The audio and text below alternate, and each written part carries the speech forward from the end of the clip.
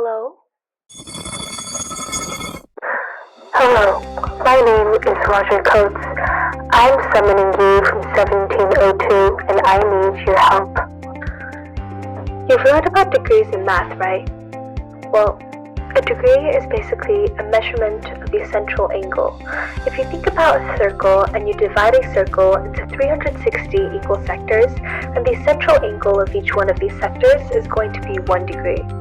Well, I am working on a book called Logometria, in which I will utilize a concept, radians, as an expression of angle measurement that is more convenient than degrees. The way radians work is that it is a ratio of arc length to radius, and later on this term will be coined by James Thomson and Thomas Muir. This diagram gives us the more geometric definition for a radian, a central angle whose arc has the same length as the radius of the circle in which it is drawn.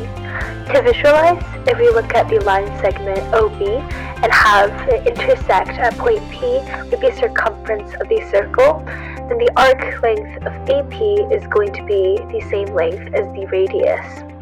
Taking this then, we can find the central angle. We set up the equation theta over 360 equals to r over 2 pi r, and we end up getting that theta is approximately 57 degrees. To answer the question I've posed here, we can use proof by contradiction. If we assume that the central angle AOB is equal to 60 degrees, then it would naturally yield that the triangle AOB is going to be an equilateral triangle in which each one of its side lengths is of r. However, because we know that the arc length yielded by 2 points is always going to be greater than the magnitude of the chord, we thus know that line segment AB has to have a magnitude that is smaller than r. And using the idea of corresponding angles to sides, we also know the angle AOB therefore has to be smaller than 60 degrees. On a recap of everything that I have taught you, I have said already that a radian is expressed as the ratio of arc length to radius.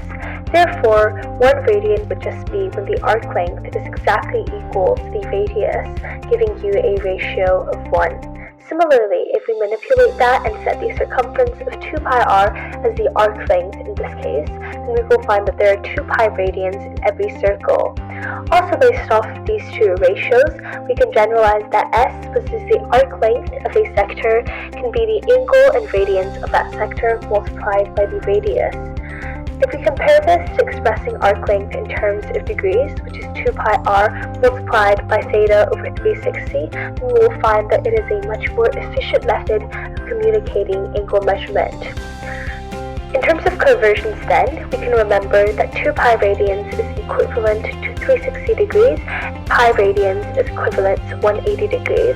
Therefore, to get from degrees to radians, we take the angle measurement multiplied by pi over 180, and from radians to degrees, you take the angle measurement and multiply by 180 over pi.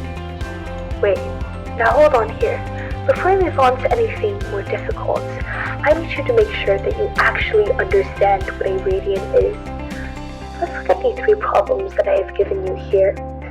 If we manipulate the definition of a radian as arc length over radius, then we will find that the first problem I have given you yields an answer of 16 over 12, which is 4 over 3 radians as the central angle. And an interesting coincidence, or perhaps not, we will find that the central angle of the second sector also is 4 over 3, given that you can take the arc length 8 divided by the radius of 6. The conclusion then that you generalize with the third problem is that as long as you have the arc length of a sector and the radius of the corresponding circle that the sector belongs to, then you will be able to find its central angle in radians. Now for some of the more interesting things. If you learn about calculus later on in your math career, then you will know that radians are integral when you do derivatives of sinusoids, tangents, fundamental limits, etc. The reason why that is the case is because radians are tangible ratios of arc length and radius, while degrees are merely arbitrary numbers and measurements of potential angle.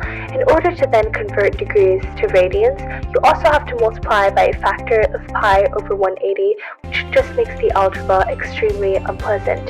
If you look at the two limits that I have placed for you for the right, you will note that the theta can only be given in radians, and that if it is given in degrees, then it would risk invalidating the entire limit.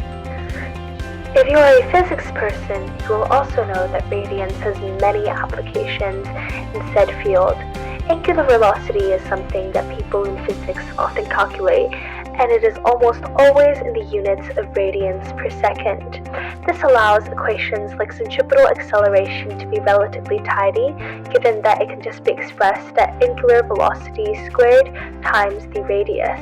Similarly, in wave motion and phase, radians allows us to define very complex concepts such as wave number and angular frequency, both in terms of it. Last of all, if we look at simple harmonic motion in springs and pendulums, then the position of either a spring or a pendulum, and as a function of time, can be expressed as x of t equals to a cosine wt plus phi.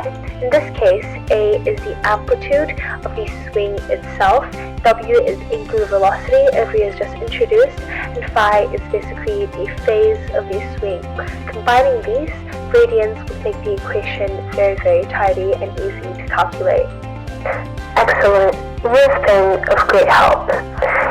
If you were able to understand all of what I just said to you, it means that my research is basically complete and ready to share for the greater good. I will now be sending you back to 2026. It was a pleasure meeting you.